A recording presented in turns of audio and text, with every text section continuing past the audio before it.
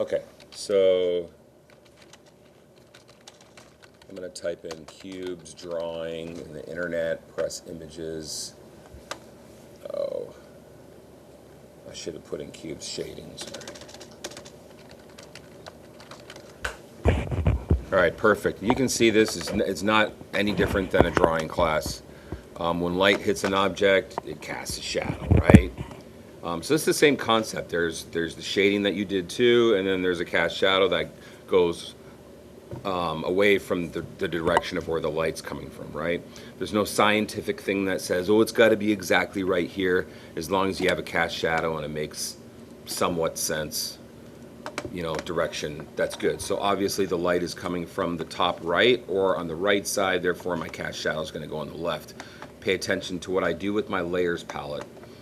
I was too lazy to add more pictures, so I just made a copy of this and moved it up there. So you're going to go to the top of your layer stack, and you're going to make another group at the top of your layer stack, and you're going to call it Cast Shadows or CS. I'm just going to call it CS. And then right away, there's nothing in the group. You can't do anything yet until you put a layer in it. So I'm going to put a layer with this plus icon. And a layer just went inside of that group. You can title it if you want. You know what?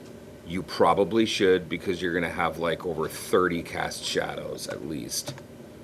For this demonstration, I'm not, so I'm not going to title. L for the polygonal lasso tool. Well, you have to choose it, right? You might be on the freehand, you got to choose the polygonal lasso tool. It's the third one from the top. I'm going to zoom in, and I'm just going to draw a shadow, a basic shape.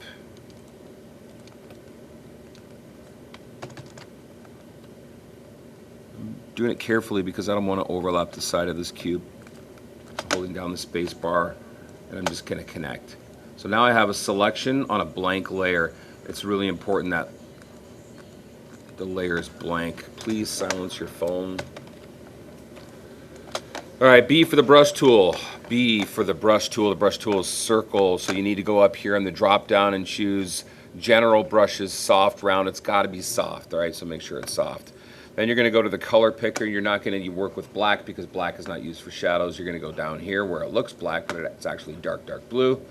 Press OK. Your opacity is extraordinarily important that you keep it very low. I'm actually going to paint at 5%. Watch, I'm just swiping. I'm swiping.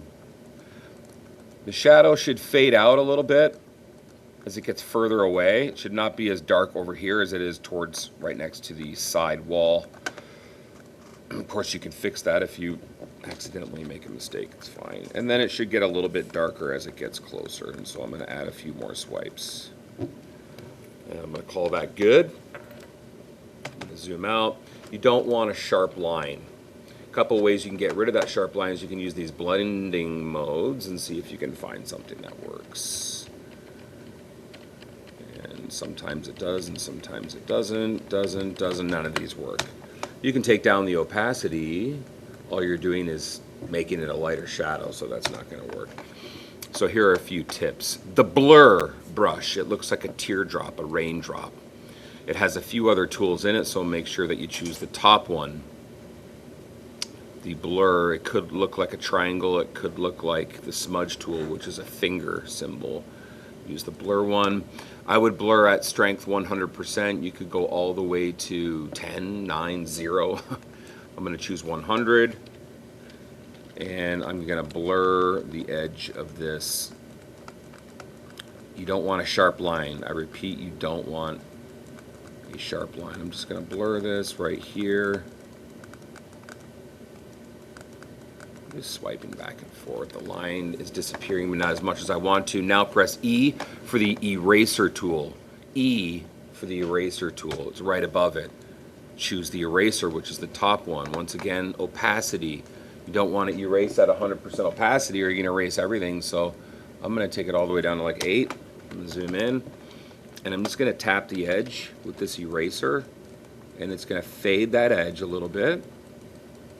This is working a lot better than the blur tool for me right now. Good, I like that. I'm going to leave it alone. I could reselect it by hitting window click on the thumbnail. It's not going to catch everything because it's just not. Another thing you can do, that's why you have a group. You guys are going to be putting tons of layers in here. I would probably title them. Again, I'm not going to.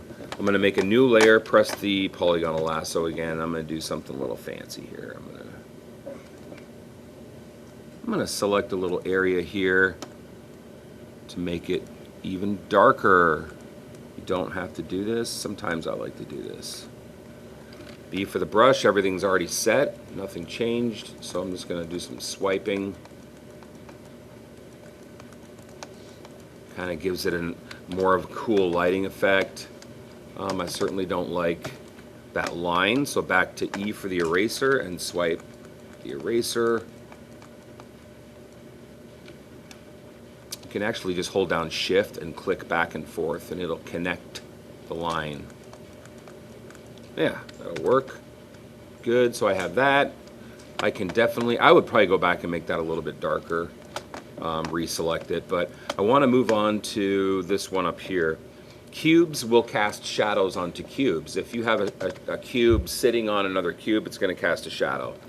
Students often get confused, like, well, where's the direction? Just make up a direction. Obviously, you know the light's here, so the shadow's going to go out to the left, just like right there, right? So the biggest mistake that students make is they forget to make a new layer. So I'm going to make a new layer. I'm going to take that polygonal lasso again on this new layer. I'm going to click here and I'm just going to draw here. And it's actually going to bend a little bit and go here. Says who? I don't know. Says me. Here. Click. I'm not going to go all the way to there because I'm going to pretend some light hits that. I'm going to zoom out, press B for the brush. I already have my brush and everything set up, so it should go pretty quick. There, you can see where it gets lighter, and I'm going to try it with the blending modes. See if I like anything. Kind of like that one. It's called Pin Light. I don't like that edge. Back to the eraser. I'm just going to tap it. I'm not going to take away much. I'm just going to kind of tap it. So I'm going to post two videos to Canvas. I'm going to post this one and a longer version. Remember that blur brush. Left bracket key makes it smaller, works for the eraser. Ooh, look at that, it was perfect. Almost too much. I like that. Use that blur brush. Look what it did, it just totally faded out that line. Almost shaded it out.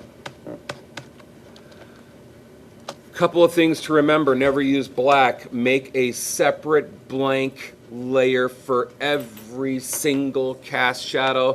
Make a group on top of your other groups. Open up the group and add layers for every single shadow. Title those layers and you will be good to go. Let's see how long that took.